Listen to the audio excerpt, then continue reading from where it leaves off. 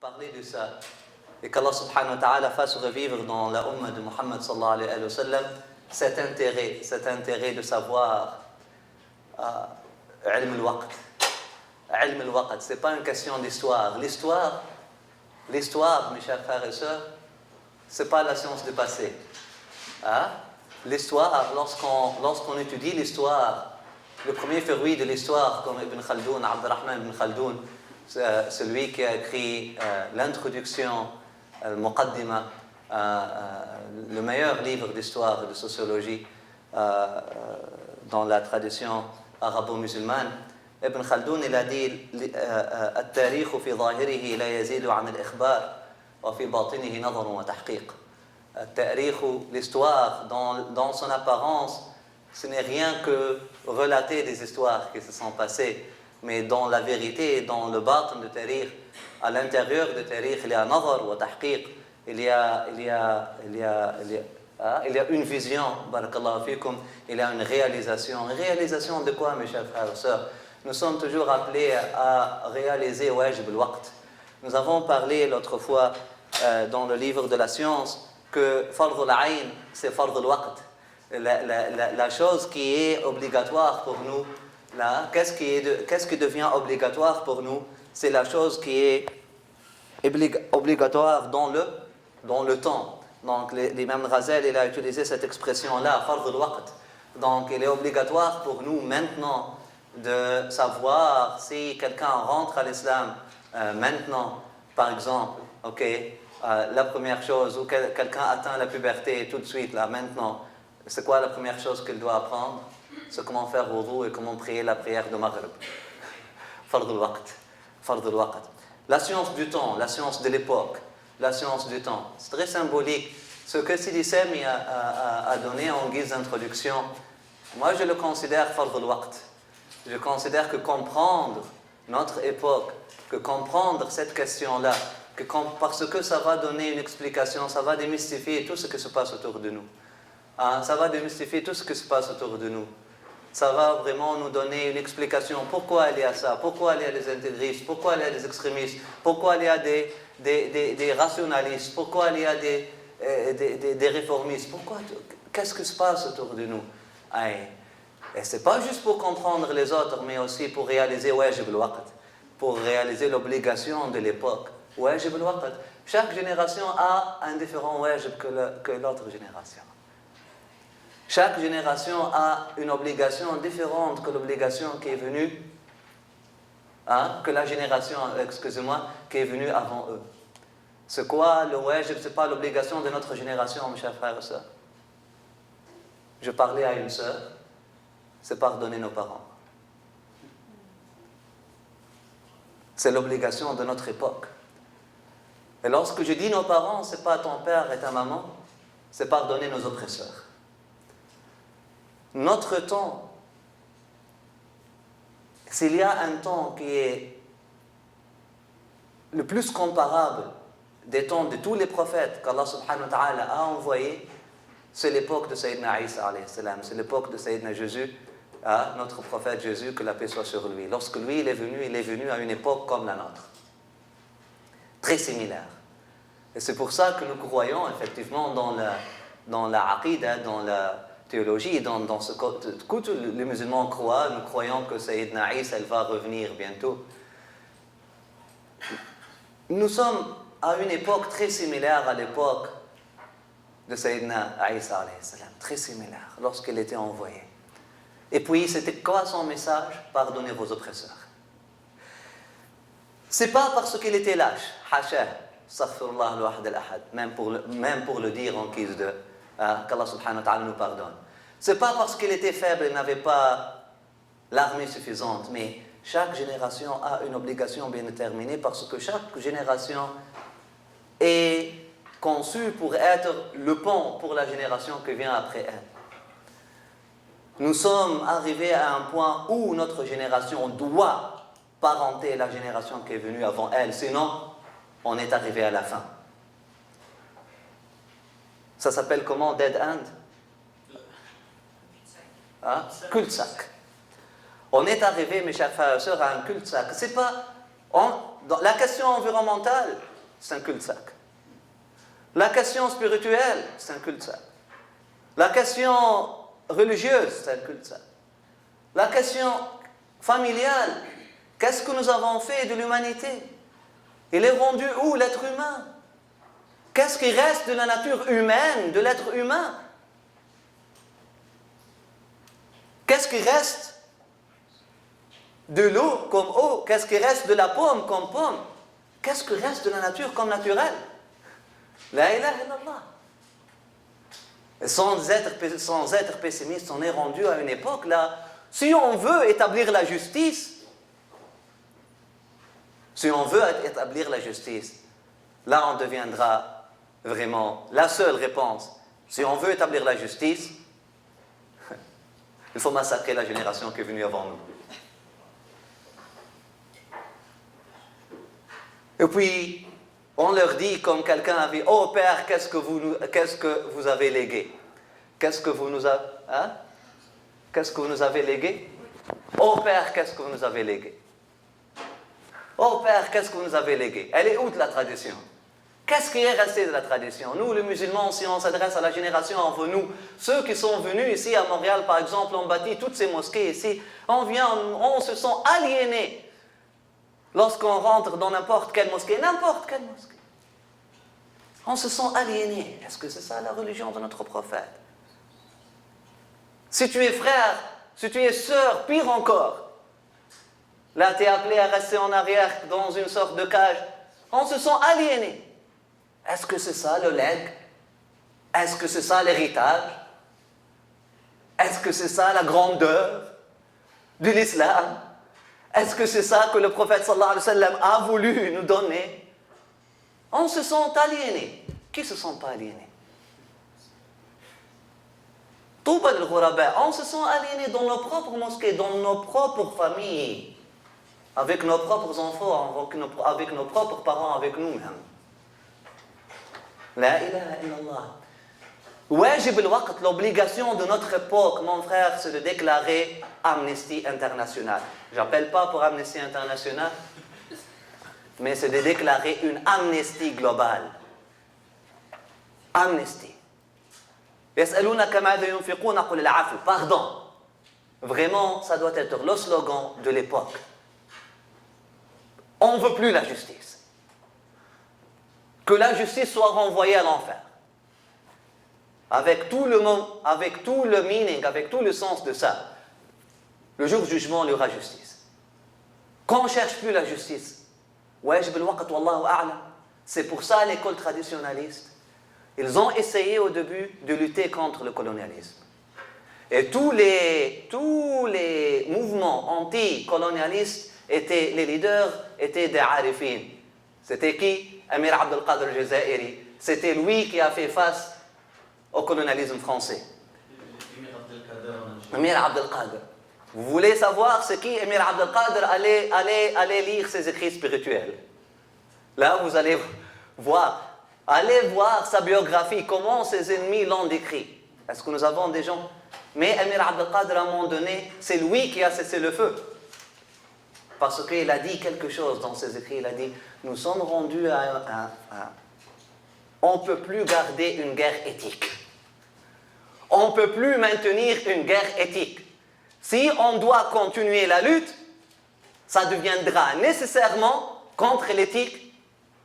Et je ne pense pas que c'est ça que Allah et son prophète veulent de nous.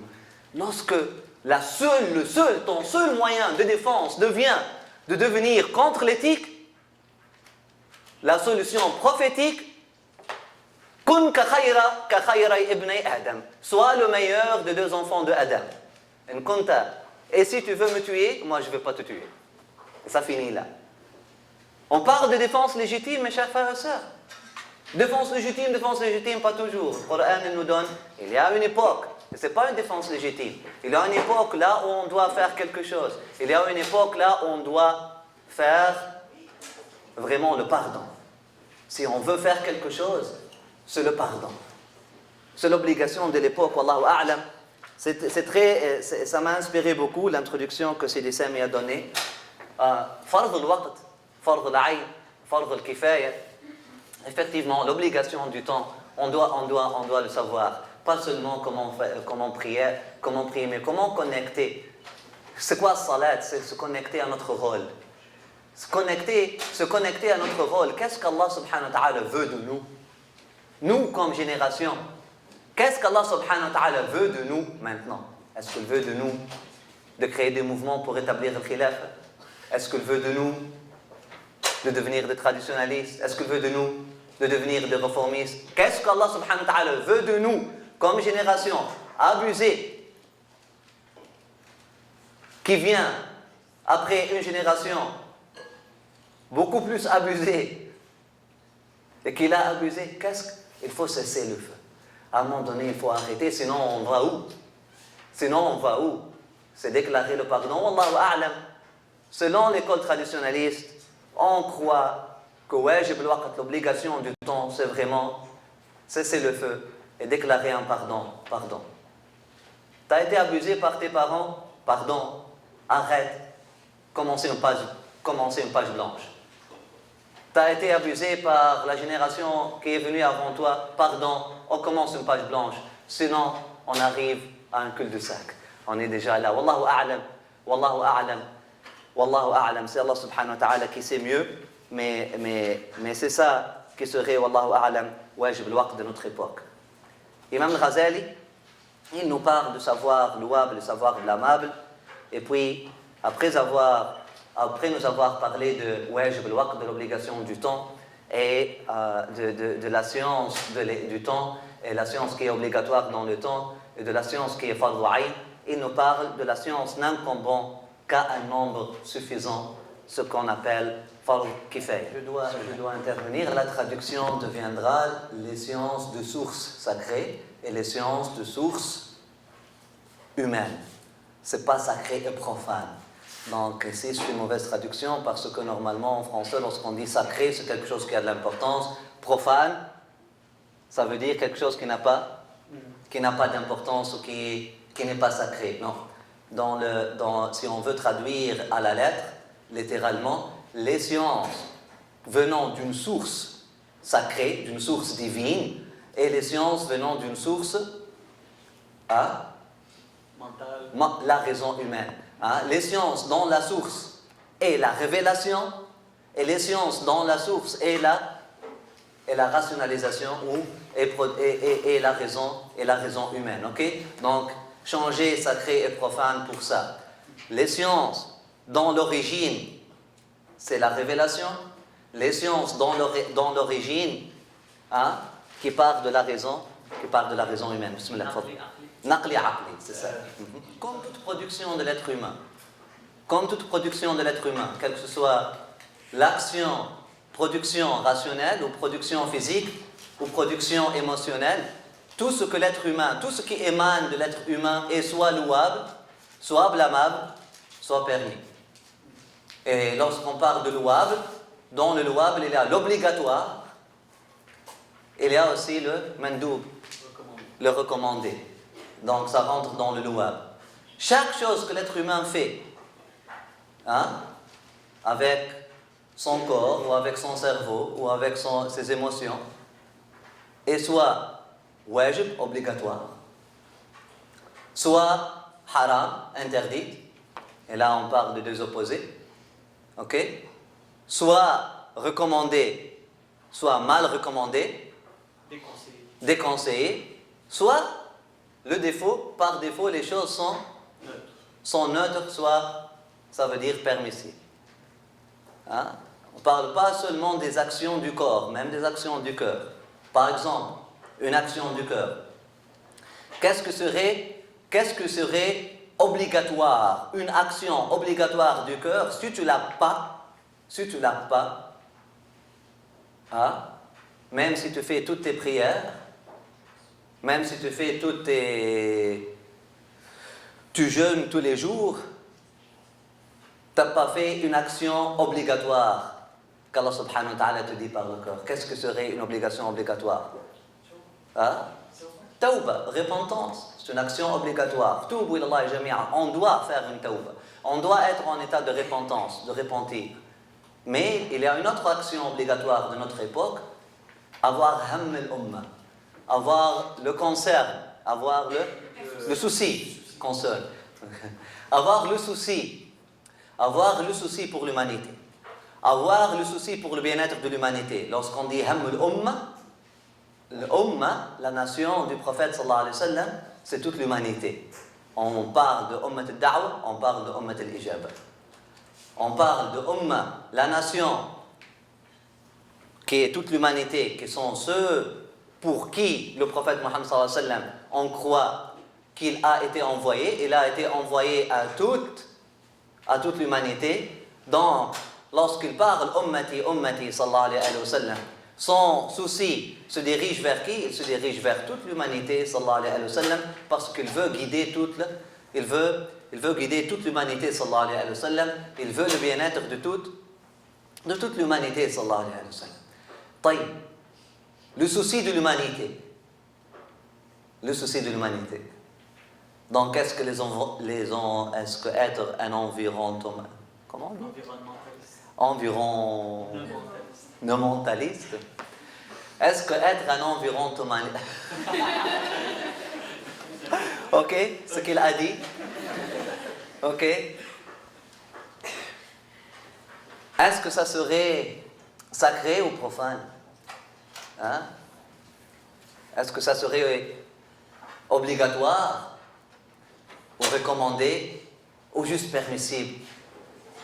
Hein? Avoir du souci pour l'humanité. Hein? Moi, ça serait obligatoire.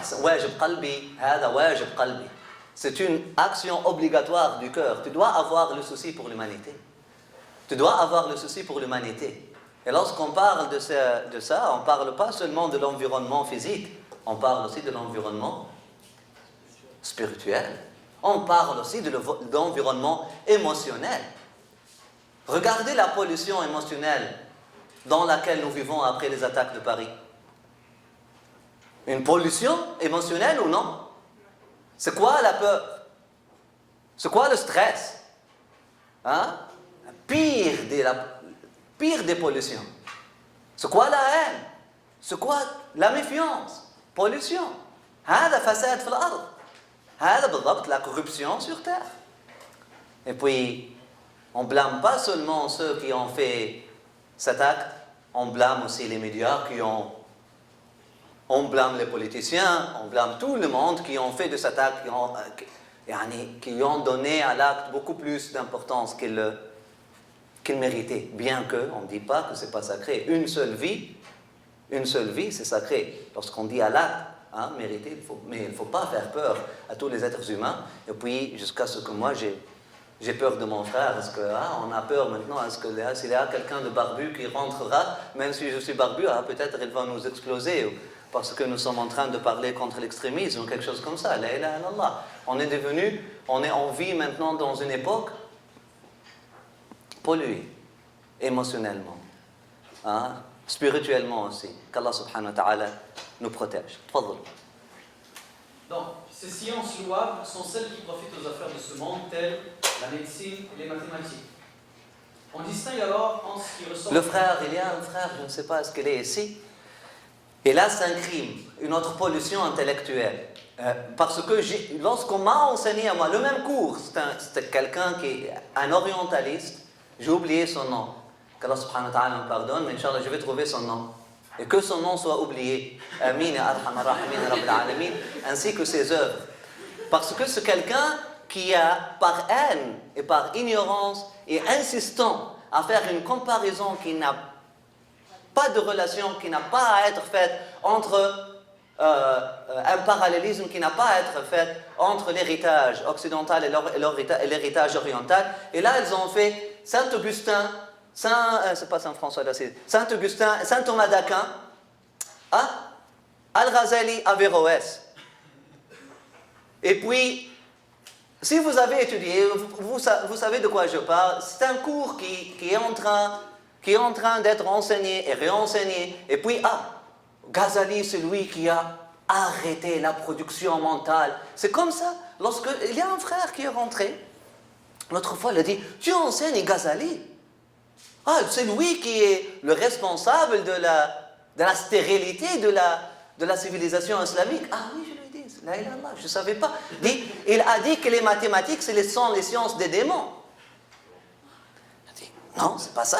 Hein, on a trouvé le paragraphe. Là, elle dit que les mathématiques sont des sciences louables. Mais là, je suis rentré, je suis revenu.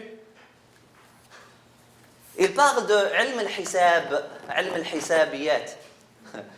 C'est pas les mathématiques. Il parle des probabilités, Imam Ghazali. Il parle des sciences qui parlent qu'est-ce qui va se passer dans l'avenir.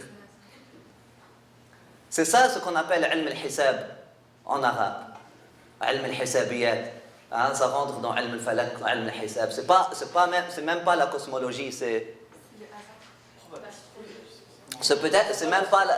une partie de l'astrologie. C'est vraiment calculé avec les nombres. Ils se font des carreaux là. Ah, numérologie, quelque chose comme ça.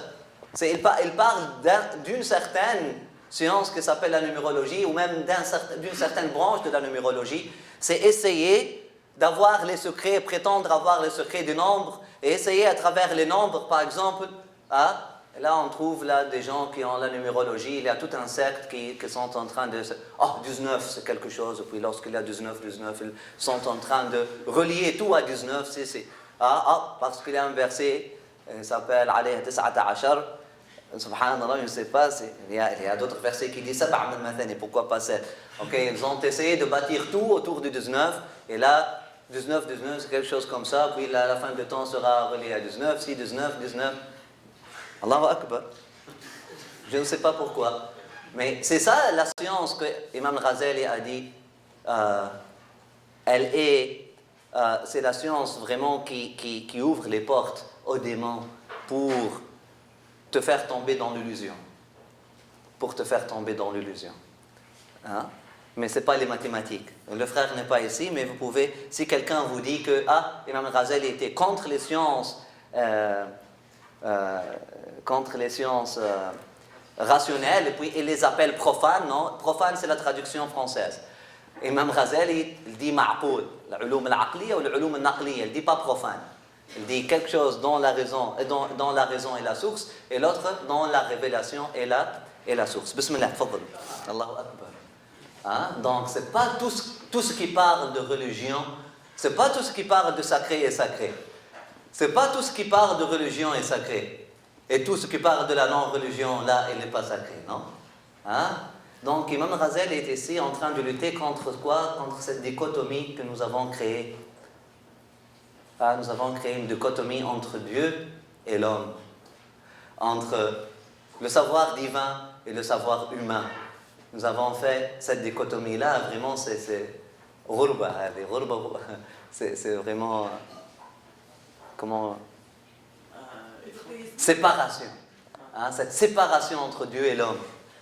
Cette séparation entre Dieu et l'homme, comme si l'homme n'est pas une manifestation de Dieu lui-même. Je lisais que les animaux et l'être humain, chaque animal, tu trouves, il y a un nom divin. Un nom divin. Chaque animal a un nom divin, mais l'être humain, l'être humain, le nom correspondant à l'être humain parmi les noms de Dieu, c'est Allah. C'est Allah. Le nom, parce que lui, il peut rassembler la connaissance de tous les noms d'Allah. Allama Adam al-asma'a. Allah subhanahu wa ta'ala a enseigné à Adam tous les noms. Ce n'est pas tous les noms, c'est pas Adam. Allah subhanahu wa ta'ala n'a pas enseigné à Adam, ça c'est un cellulaire. Adam, ça c'est un ordinateur. Adam, ça c'est une bouteille d'eau. Non. L'asma'a kullaha, Allah subhanahu wa ta'ala a enseigné à Adam ces noms divins. Donc, a donné à Adam la capacité de comprendre et de comprendre tous les noms divins. Pas seulement comprendre, de réaliser en lui-même tous les noms divins, tous les noms divins. Mais les animaux auront un nom divin, un chacun. Mais l'être humain, ils ont dit le nom correspondant à l'être humain parmi les noms divins, c'est le nom Allah, parce que lui, il est Jam' al-asma' wa sifat. C'est ça le potentiel de l'être humain, c'est vraiment rassembler tous les noms et les attributs divins, et c'est la seule création qui peut le faire. C'est ça l'amana. C'est ça l'amana. Hein? C'est ça le dépôt. C'est ça le dépôt qu'Allah subhanahu wa ta'ala a fait descendre sur les montagnes et ils n'ont pas pu le prendre. Le dépôt de vraiment être le réceptacle de la manifestation de tous les noms divins. Hein? De tous les noms divins. Bismillah. Donc cette dichotomie entre Dieu et homme n'est pas dans la pensée musulmane. Cette dichotomie, hein? Est-ce que vous me saisissez bien ou c'est un peu ambigu? Ça a besoin de... Dieu c'est Dieu, homme est homme, mais cette dichotomie entre ça vient de Dieu, ça vient de l'homme, hein? Parce que tout ce qui vient de l'homme vient de Dieu finalement. Bismillah, tfadhal. Donc après ça, il y a les ramifications. Ok? C'est ce qui peut être tiré de ces principes, non pas en tant que mots, mais en fonction des significations auxquelles l'intelligence prête attention pour élargir son champ de compréhension. Par exemple, la parole du prophète, sallallahu alayhi wa sallam, le juge ne doit pas rendre du jugement lorsqu'il est en colère. Le prophète sallallahu alayhi wa sallam l'a dit. Est-ce que la charte canadienne le dit? Combien, typiquement, le juge, surtout le juge québécois et canadien, je dirais québécois, j'ai pratiqué, là, je parle d'un domaine de pratique, je fais une critique, autocritique. J'ai jamais vu un juge qui donne un jugement alors qu'il n'est pas en colère. Surtout si quelque chose, surtout dans la cour criminelle, là, il regardait l'homme, subhanallah. Alors que le prophète sallallahu alayhi wa sallam nous a dit, le juge ne donne jamais jugement alors qu'il est en colère. C'est pour ça, dans la tradition, lorsqu'il y a un crime de très moche, le jugement ne se déclare pas tout de suite après. Ça prend du temps. Le juge ne peut pas déclarer tout de suite le jugement. Il doit prendre le temps parce que sinon on va tuer-le. Il ne mérite pas de vivre, cette personne-là, subhanallah. Ok, le juge ne doit pas rendre jugement lorsqu'il est en colère. On comprend à partir de cette parole que le juge ne doit pas rendre de jugement lorsqu'il souffre de problèmes urinaires aussi. C'est ça ce que l'imam Ghazali te dit? C'est vrai? Imaginez le juge, il souffre de problèmes urinaires, il veut quitter la salle, et puis, subhanallah, donc jugement, ça sera ou de la faim, ou d'une maladie douloureuse. Hein?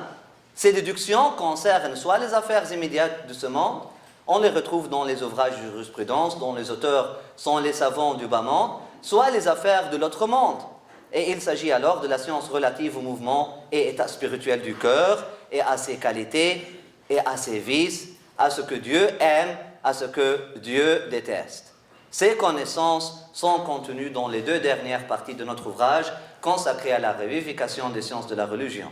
Quant aux connaissances portant sur les manifestations extérieures du cœur à travers les actes d'adoration et les usages accomplis par le corps, elles forment les 2 premières parties de cet ouvrage. Après ça, il y a les préludes. Ok? C'est ce qui fait d'office d'outil par rapport aux principes, comme la grammaire, comme la conjugaison. Hein? Après ça, les compléments par rapport à la science du Coran. Ok? C'est un complément, par exemple, d'avoir ilm tajwid. On trouve maintenant quelqu'un, il commence à avoir sa tawbah, et puis il veut apprendre le qira'at al-ashr tout de suite. La ilaha illallah.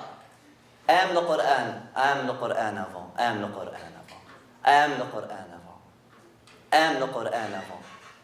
avant d'aprendre comment le lire. Wallahi, apprenez à aimer le Coran. Apprenez à aimer le Coran avant d'aller chercher quelqu'un pour la science de tajwid, Hein? Nous ouvrons un institut de sciences religieuses, et puis 90% des demandes, c'est quand est-ce que la science de tajwid, la classe de tajwid commence? Mes chers frères et sœurs, est-ce que l'héritage du prophète se résume à comment faire de la musique, du Coran, à comment vraiment chanter le Coran? C'est ça l'héritage prophétique. C'est ça l'héritage prophétique. Ça se résume en ça, puis lorsqu'on... Mais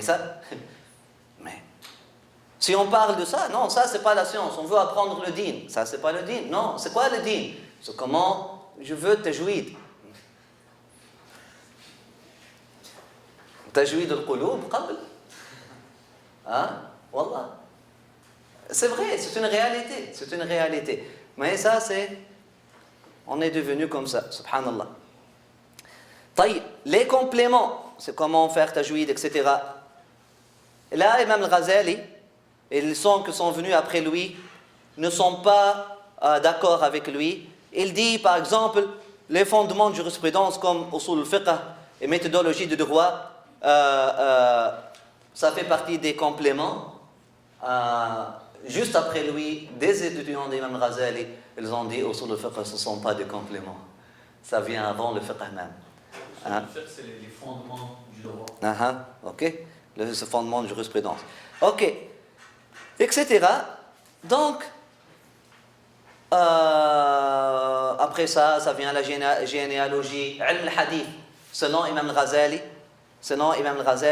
ilm al-rijal, la science des hommes, ça s'appelle ilm al-rijal, la science, c'est pas la science des hommes, la science des chaînes des narrations, selon lui, c'est une science complémentaire. Je le comprends de ce point de vue que c'est un complément. C'est pas, lorsqu'on dit complément, ça ne veut pas dire que ce n'est pas important, mais qu'on ne commence pas par ça. On ne commence pas avec ça. Et je suis tout à fait d'accord avec ça. On est tout à fait d'accord avec ça. Avant de connaître qu'est-ce qui est sahih et qu'est-ce qui est da'if, on doit apprendre comment réagir face à une parole prophétique. On doit apprendre comment balancer nos émotions lorsqu'on quelqu'un nous dit « le prophète a dit ».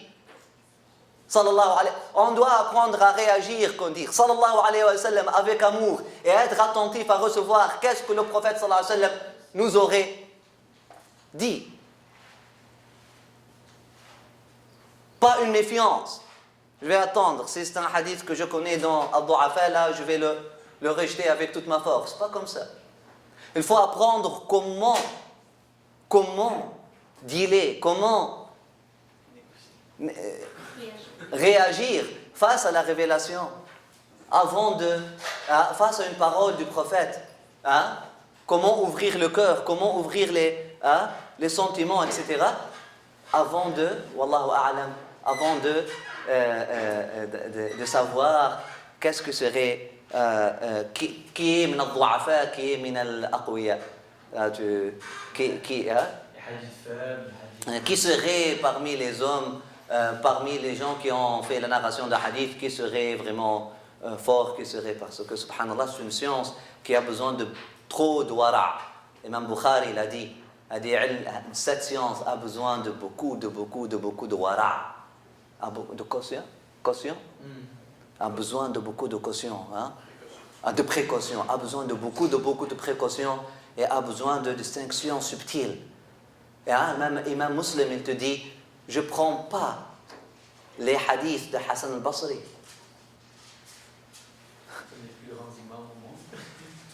Alors qu'il est le plus grand imam de son époque. أضعف المراسيل مراسيل الإمام الحسن. Lui, il a fait ça avec calcul, mais ça prend pas de la... Ça ne diminue pas de la place de Hassan, il a une explication. Là, tu trouves un gamin d'aujourd'hui sur Facebook ou quelque chose comme ça, et puis dans un... subhanallah, on commence à se jeter. Kadhab, wadda. Fais attention. Cette science a besoin de beaucoup de précautions, et cette science, قالوا أحدهم أشهد أن هذا العلم إلهام. C'est une science qui a besoin d'une connexion à l'esprit, au cœur du prophète sallallahu alayhi wa sallam. Et c'est une science qui a besoin de beaucoup d'intuition. Et là, on va parler de l'intuition. C'est une science qui a besoin de beaucoup d'intuition. C'est pas une science qu'on donne aux gamins là, qui commencent à apprendre leur religiosité. On parle de la science la distinguer, qu'est-ce qu'il y a hadith sahih, daif, etc. Ok? Muhammad Rasulullah sallallahu alayhi wa sallam. طيب. أيوة.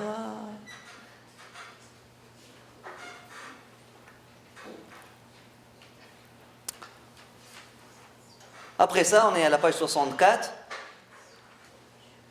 Il dit en effet, s'agissant de la soumission à Dieu, Le juriste ne se prononce que sur sa validité, sur ce qui la corrompt, ainsi que sur les conditions de cette soumission extérieure. La soumission à Dieu. Ashhadu an la ilaha illallah wa ashhadu l'islam. Qu'est-ce qu'un juriste, un faqih?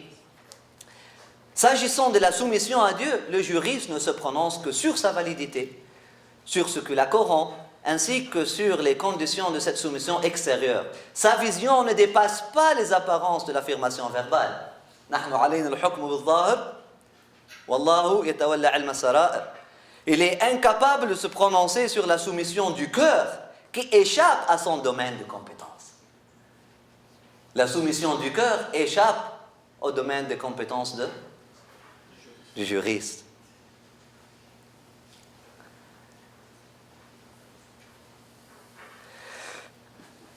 L'envoyé de Dieu lui-même a pris ses distances par rapport à ceux qui employaient l'épée et la contrainte pour obtenir des conversions. En effet, à quelqu'un qui avait tué un homme qui venait de professer sa soumission, sous le prétexte qu'il s'était converti sous la contrainte de l'épée, le prophète dit sur le ton du reproche, « As-tu fendu son cœur en deux pour savoir ce qu'il contient ?» Ainsi donc, le juriste ne juge que de la validité de la soumission prononcée à l'ombre des épées. Alors qu'il sait que ce n'est pas l'épée qui dévoilera l'intention de la personne, ni ne lui fera exprimer l'ignorance et la perplexité qui se trouvent dans son cœur.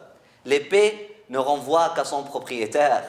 Elle est liée à la nuque comme la main est liée au bien matériel. L'acte de soumission à Dieu effectué avec la langue protège effectivement la tête et les biens de celui qui la prononce, tant qu'il aura une tête et des biens, c'est-à-dire en ce monde seulement. C'est pourquoi le prophète sallallahu alayhi wa sallam, Naam, on m'a ordonné de combattre les gens jusqu'à ce qu'ils disent qu'il n'y a Dieu que Dieu. Par cette formule, ils auront alors préservé de moi leur sang et leurs biens. Qui sont les gens référés? De quels gens on parle? C'est un hadith qui est très célèbre aujourd'hui. Mais de quels gens on parle? On m'a donné de combattre les gens. Ça c'est un hadith. Ça c'est un hadith min al-mutashabihat. Ça c'est un hadith. C'est l'exemple de hadith qui parle d'un contexte bien déterminé. Le prophète sallallahu alayhi wa sallam ici se réfère à nas. Pas tous les hommes.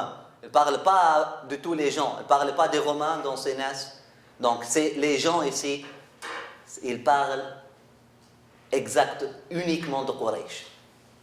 Ils parlaient uniquement de Quraysh. Ils parlent, c'est un hadith qui a été dit dans un contexte, pas pour justifier la guerre, mais c'est pour dire, pour freiner la guerre. C'est pour dire à ses compagnons, alors qu'ils étaient opprimés, alors qu'ils étaient dans une guerre de défense, ils se défendaient. Et là, le prophète sallallahu alayhi wa sallam leur dit, les gens qui vous attaquent, lorsqu'on dit les gens dans ce hadith, il faut le comprendre, quand même Suyuti l'a dit, il faut le comprendre, les gens qui vous attaquent. Nous avons la permission de combattre les gens qui nous attaquent, jusqu'à ce qu'ils disent La ilaha illallah. Là, lorsqu'ils disent La ilaha illallah Muhammad Rasulullah sallallahu alayhi wa sallam, khalas, la justice tombe. L'épée tombe. Il devient notre frère. Alors qu'il nous attaquait tout à l'heure. Donc, ce n'est pas les gens. Ce hadith-là, on trouve des groupes ici et là qui disent Ah, le prophète sallallahu alayhi wa sallam l'a dit. Nous avons l'ordre de combattre les gens jusqu'à ce qu'ils disent La ilaha illallah Muhammad Rasulullah sallallahu alayhi wa sallam. Ça vient en contradiction avec tous les versets du Coran, avec tous les autres hadiths, avec tout l'autre héritage du prophète sallallahu alayhi wa sallam.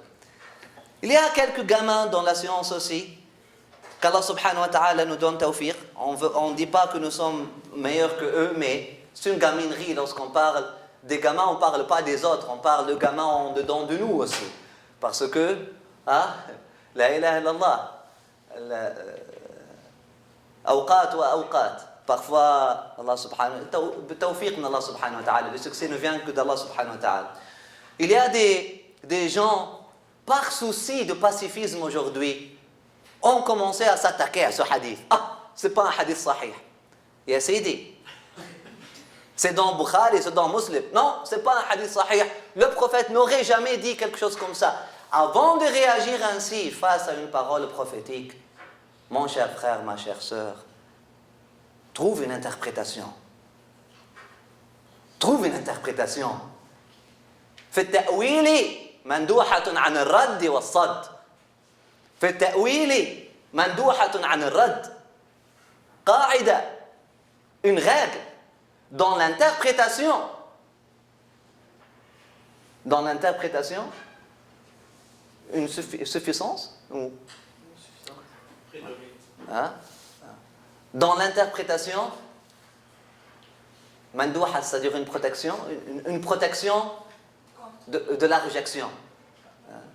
Une alternative. Dans l'interprétation, une meilleure alternative au rejet. Avant de rejeter quelque chose là que tu vois problématique, trouve une interprétation. Et là, peut-être tu trouves.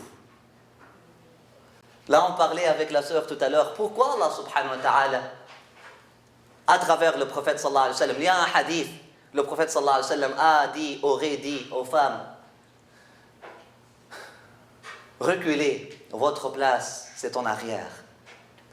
Reculez, rahimakumullah, votre place, c'est en arrière. Reculez, rahimakumullah, votre place, c'est en arrière. Il aurait répété ça 3 fois.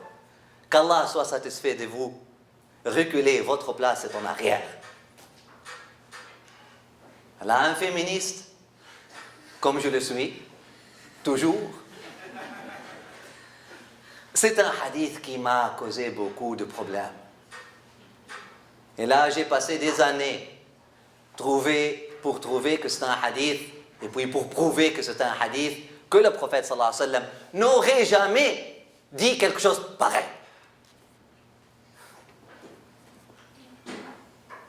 Jusqu'à ce que, la ilaha illallah, un des chouyours, illettré, m'a donné la réponse.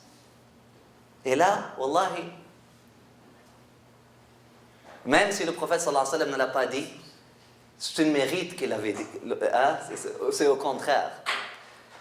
Reculez, votre place est en arrière. Qui reste en arrière? Et là, cet homme-là, il m'a dit, qui reste en arrière? Et puis je lui ai même pas posé la question. J'étais là, c'est comme s'il a vu mon cœur. Et puis il m'a dit, le berger reste toujours derrière les... Hein? Le berger reste toujours derrière les moutons. Il m'expliquait quelque chose dans les principes des noms divins, de la manifestation des noms divins. Il m'a dit que l'homme peut avoir un certain pourcentage de noms Ar-Rahman, alors que la femme peut l'avoir tout. Le nom, le miséricordieux. Ou le matricieux, ou le matriciel, parce qu'elle a la matrice, elle a Ar-Rahim. Et puis là, elle me dit que ta maman ne t'aurait jamais laissé. Effectivement, là j'ai pleuré, effectivement je me rappelle, mon frère, la bataille entre mon frère et mon père n'a jamais cessé, ça fait 20 ans, et puis mon père le jette dehors, et ma mère va dehors le chercher. Et dans toutes les familles, c'est pareil. C'est pour ça, le père ne peut pas être le berger de la famille. Il n'est pas qualifié naturellement. Il y a des choses qu'Allah subhanahu wa ta'ala a données aux hommes plus, il y a des choses qu'Allah subhanahu wa ta'ala a données aux femmes plus. La qualité d'être le berger, d'être en arrière, de protéger, de pardonner,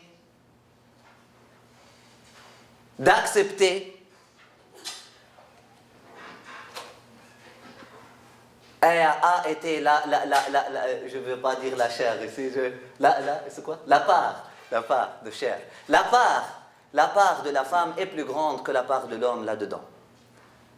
Et même ce Arif Billah, il me dit, c'est pour ça les prophètes, les messagers d'Allah subhanahu wa ta'ala, physiquement ce sont des hommes, mais spirituellement ce sont des femmes.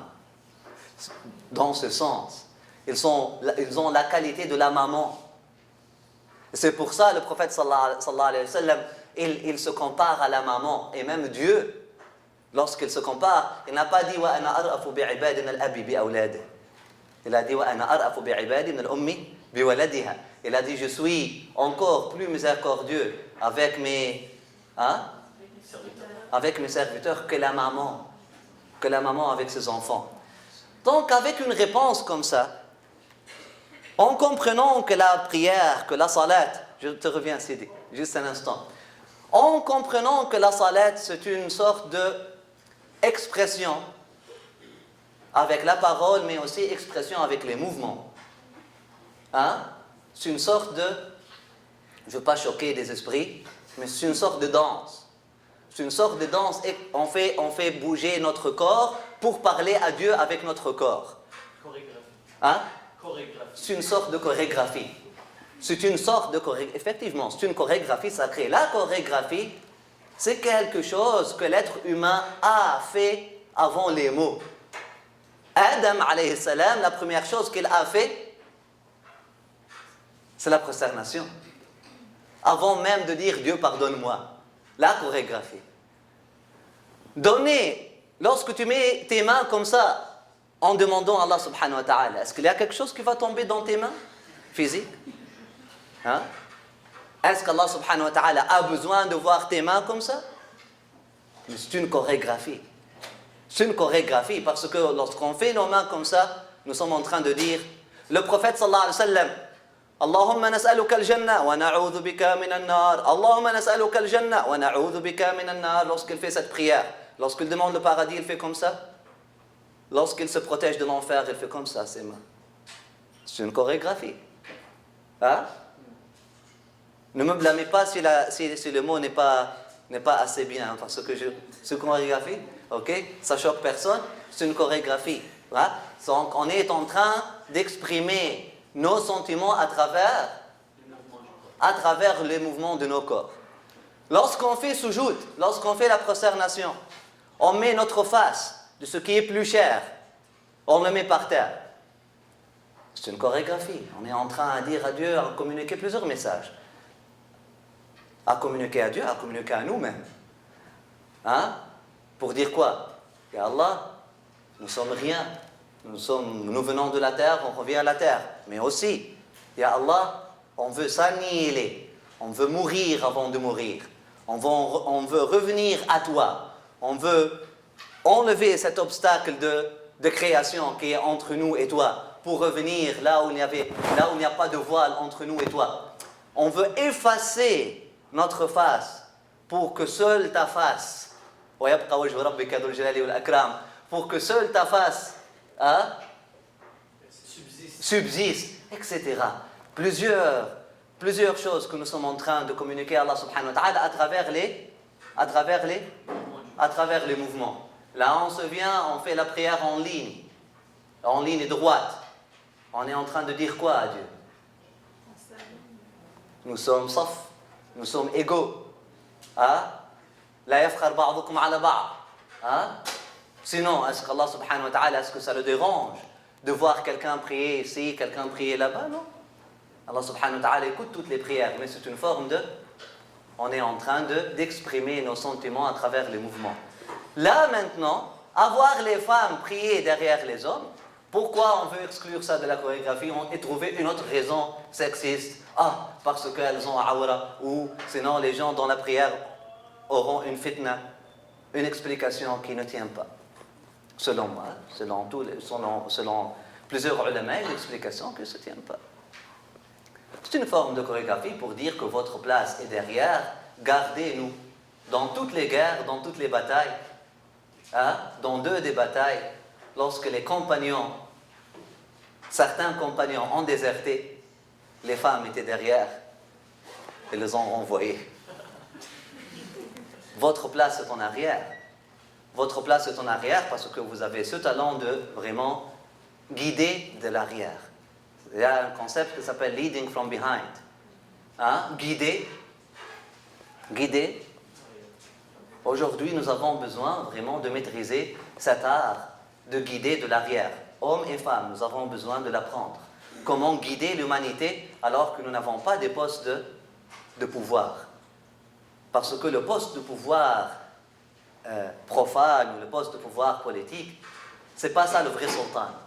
C'est pas ça le vrai sultan qu'Allah subhanahu wa ta'ala va changer le monde avec. Non. Hein?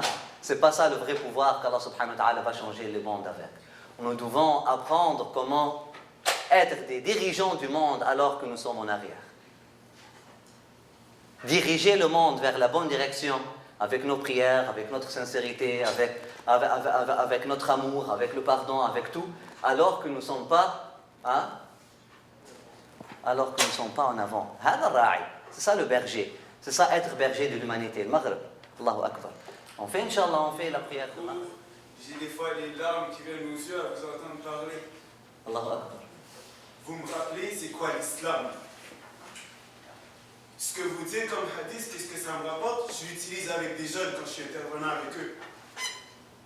Je leur rappelle c'est quoi l'islam. Je me corrige avec ce que j'entends. Je me ressource quand je viens ici. J'entends des meilleurs messages que quand j'en vais une khutbah dans une mosquée à Montréal. Malgré que ma khutbah est obligatoire. Je préfère le discours que j'entends ici. Alors, est-ce que ça fait de moi quelqu'un qui va être un mauvais musulman parce que je préfère ce que j'entends ici que si je vais à la mosquée? Aouzoubillah si je me trompe.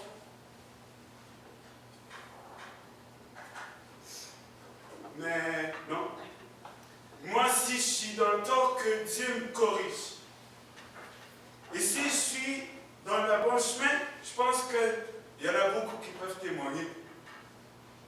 Mais si moi j'en ai induit un en erreur, que Dieu me corrige en premier. Et si j'ai dirigé quelqu'un dans le bon chemin, j'espère que Dieu puisse me donner quelque chose. Ça même juste un, ça va faire plaisir. Les personnes qui vont aller dans les mosquées, ce que j'entends ici, c'est de toutes les mosquées que j'ai faites à Montréal. Je suis né, j'ai grandi à Montréal. J'ai eu un frère qui a été délinquant toute sa vie, qui est sorti de la délinquance par l'islam. Alhamdulillah, je suis content. Mais c'est des discours comme vous faites qui enlèvent la possibilité de ces jeunes-là de se détourner de l'islam. Vous me donnez envie d'aimer encore plus l'islam.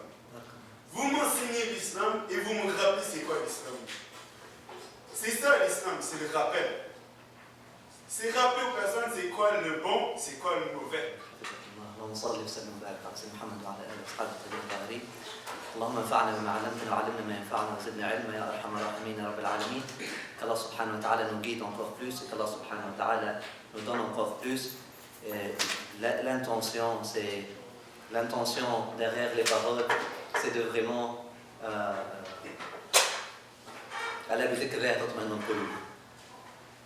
avant de venir à cette classe-là, nous venons avec l'intention de faire dhikr, de se rappeler d'Allah subhanahu wa ta'ala, parce que se rappeler de Dieu, se rappeler de notre Créateur, c'est à travers ça qu'on trouve la sérénité des cœurs. Et seulement à travers ça qu'on trouve la sérénité des cœurs. Alhamdulillah, si ça vous a aidé, je suis très content. J'espère que ça aide tout le monde. Alhamdulillah Rabbil Alamin. Être avec vous, ça a été toujours un plaisir. Inch'Allah, je suis content d'écouter ceci, alors que je suis confiant que le succès vient d'Allah subhanahu wa ta'ala. Qu'Allah subhanahu wa ta'ala vous donne encore plus d'amour pour Allah et vous donne encore plus d'amour pour votre religion. Et si c'est le cas, comme vous dites, Alhamdulillah, la seule réponse est Alhamdulillah, Alhamdulillah, Alhamdulillah Rabbil Alamin. Wa sallallahu ala sayyidina Muhammad wa ala alihi wa ashabihi at-tayyibin at-tahirin. Priez pour mes enseignants, priez pour les gens de l'héritage qui nous ont pas seulement transféré l'information, mais qui ont essayé de nous léguer la science avant même de nous donner une seule information. Je répète mon message préféré, la science, vous n'avez pas besoin d'informations pour avoir la science. La moitié de la science, c'est d'admettre ton ignorance, et la deuxième moitié de la science, c'est d'aller chercher la science. Alhamdulillah Rabbil Alamin, tu es un alim avant même d'avoir une seule information. Si tu es dans cet état de ilm, la science est un état spirituel avant d'être de l'information. Et qu'Allah subhanahu wa ta'ala nous donne tous, juste une parenthèse.